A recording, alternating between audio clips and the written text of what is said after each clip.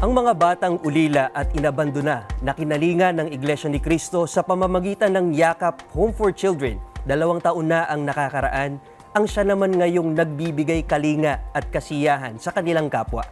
Bahagi ito ng pagsisikap ng Felix Y. Manalo Foundation para ang mga kinupkop na mga bata ay maturuan na makisalamuhang muli sa lipunan at mapaunlad ang kanilang pagkatao. Ano kaya ang pakiramdam ng mga batang ito at ng matatanda sa kanilang pagtatagpo? Panoorin natin ito. Gusto po nating magkaroon sila ng opportunity na makapag-contribute po sa community. Na this time po sila naman ang magbigay ng kalinga sa atin po mga matatandang ministro at mga balo. Pinakikita nila sa mga nanonood na ang laki ng kanilang development. Naramdaman ko na ang kumupkop sa kanila ay malaki ang nagawa sa katauhan ng mga bata. Hindi na yun malilimutan ng mga bata.